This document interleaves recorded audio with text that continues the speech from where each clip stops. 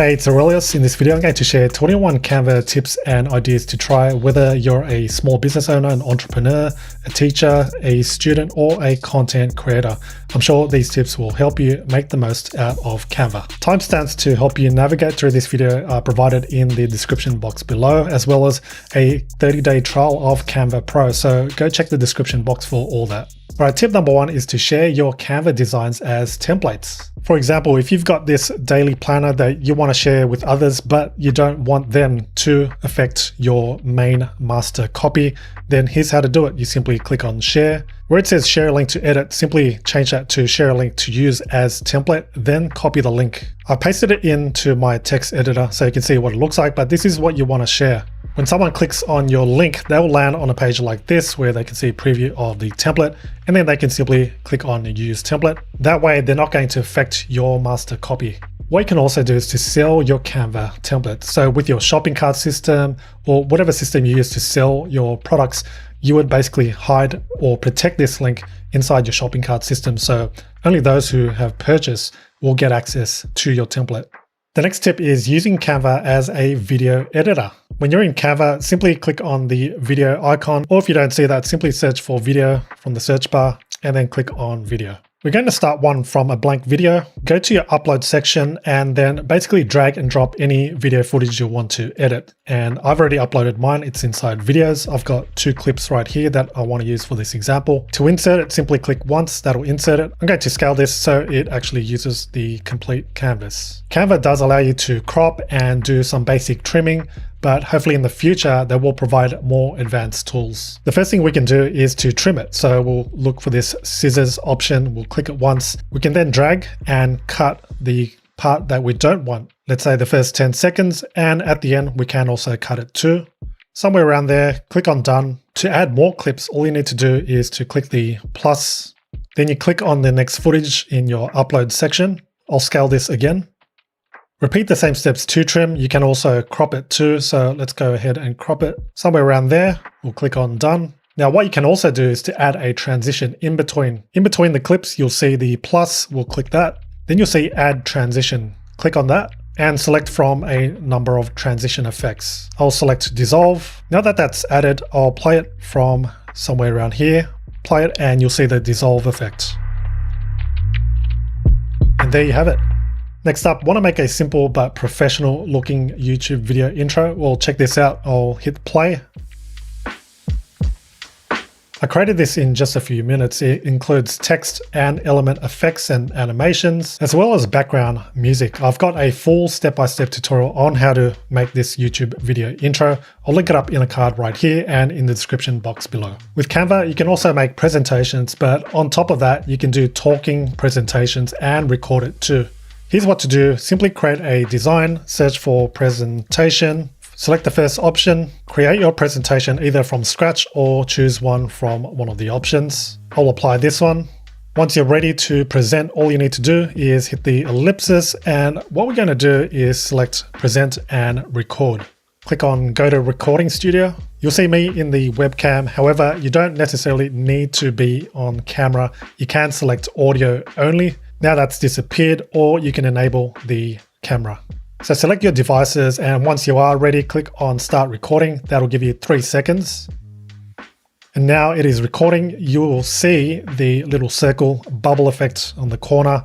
Now presenting, you can add notes as well. Adjust the size. Once you're done, click on end recording. That'll upload to Canva. Canva will then give you a link so that you can share it with your work colleagues, students, or anyone else you wish to send it to. In addition, you can also download the video file and upload it to wherever you want. Did you know you can edit PDF files straight inside Canva? Let's say you've got this PDF guide or ebook. Drag and drop any PDF file into your homepage. Now that it's uploaded, all I need to do is just click once, and Canva has converted it into an editable Canva design. For example, I could go to this paragraph right here and add any additional notes. Here's the next Canva tip. If you're struggling to come up with colors for your business brand, your logo perhaps, or social media graphics, here's how to go about doing it quickly and easily. The first step is to gather some photos of things that you love. So for instance, this is an image of an interior design. So you can also use Pinterest to search for these types of things. But let's say you've already gathered some photos, head back to Canva. We are going to create a design, and let's just do a custom design of 1920 by 1080 pixels. Have your image ready and simply drag and drop it or copy and paste it over. Now don't worry too much about resizing it because all we are going to get or extract from this are the colors. Now click away so that it's on an area outside of the actual image, such as this blank area right here. At the top, click on background color. Now you'll see the photo colors. So Canva has detected the colors based on the photo. And now you know exactly what colors to use on your social media graphics, on your marketing collateral, on your website, your logo, or whatever it may be that you want to use these colors for. Next up, want to learn some amazing Canva text effects? Well, check these out. We've got the frame text effect where you can add any image or photo on the letters, as you can see right here.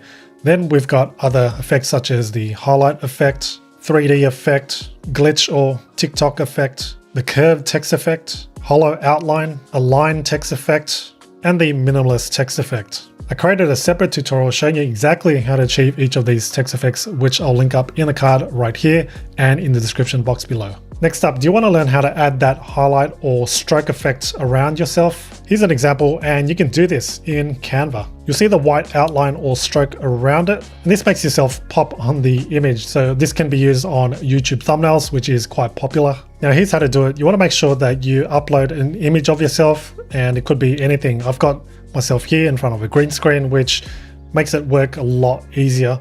So what you'll do is you add it, then you click on edit image, and you use Canva's background remover. The caveat here is that the background remover is only available for Canva Pro users.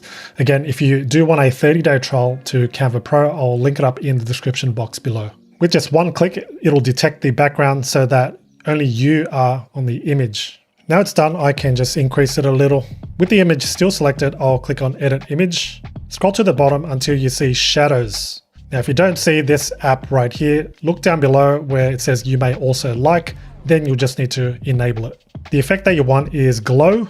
Nothing seems to be different when you click it. That's because we need to adjust it. So we'll go to the controls. Make sure that our transparency is 100%. Make sure the blur is 0. Change the color to white. That stands out on a darker background. Then you'll increase the size to the maximum or whichever level you want. 40 is the maximum, and now we can just move it where we want, add our text, and create something like a YouTube thumbnail. By the way, if you enjoyed this video so far, give this video a thumbs up. The next tip is using Canva to create product mockups. For this example, let's say we want to create a book mockup. Let's search for book cover. Click on the book cover option. Select an option, and let's say we like this one going viral. We'll click that once. Then you'd simply customize and design your book cover. Once you're done, what we're going to do is to download the design as an image. So instead of a PDF, we'll make sure it's a PNG or JPEG. Next, what you're going to want to do is to add a new page. Grab the image that you just downloaded, and we're going to just drag and drop it straight into this canvas. Scale it so that it fits like so, and now we've got the image in place, and you may be a little confused.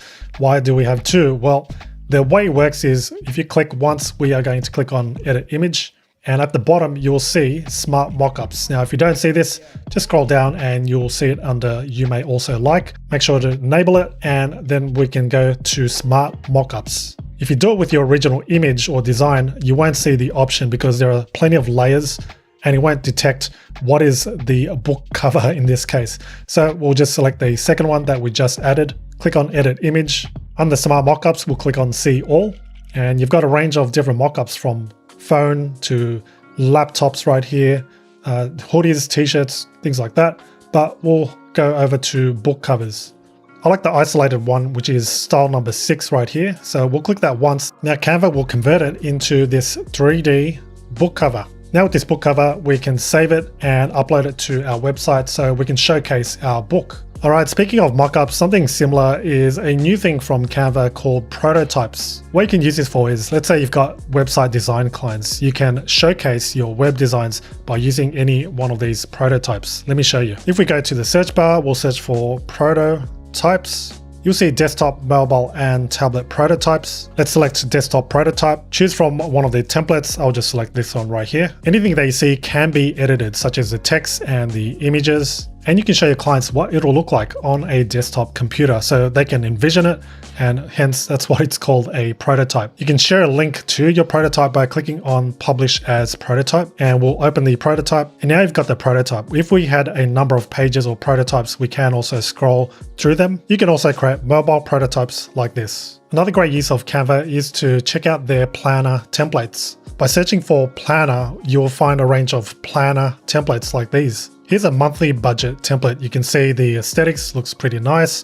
This is, however, a Canva Pro template. There are other templates, of course, that are available for free Canva users. Planners make great supplements, especially if you got an online course or if you're a coach with students. The next tip and another great supplement are checklists. Searching for checklists, you'll see all these checklist templates. Here's a checklist template. You can modify anything you see here, including extra boxes. Let's say you want an extra checkbox.